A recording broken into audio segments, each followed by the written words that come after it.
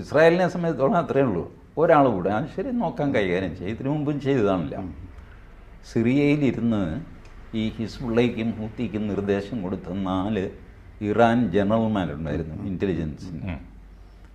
ഈ ഇറാൻ എംബസിയോട് ചേർന്ന് വേറൊരു ചാവടി പോലെ കെട്ടി അതിനകത്താണ് ഇറാൻ പോലും അറിയാതെ ഇവർ ഓപ്പറേഷൻ നടത്തിക്കൊണ്ടിരുന്നു. ആ 4 പേരെ കറക്റ്റായിട്ട് ബോംബിട്ട് ഇവർ കൊന്നു.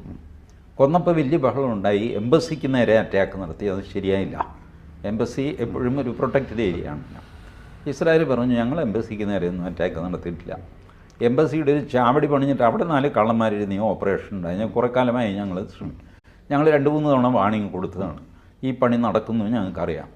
ഇവരുടെ നിർദ്ദേശം അനുസരിച്ചാണ് ഹിസ്ബുള്ളയും ഹൂത്തിയൊക്കെ പെരുമാറുന്നത്. അത് ഞങ്ങൾക്കറിയാം. അത് നിർത്തണമെന്ന് പറഞ്ഞ് നിർത്തിയില്ല. ഞങ്ങൾ ആ സ്പോട്ട് മാത്രം ക്ലിയറാക്കി. നിങ്ങളുടെ എംബസിക്ക് ഒരു പരിക്കും പറ്റിയിട്ടില്ല.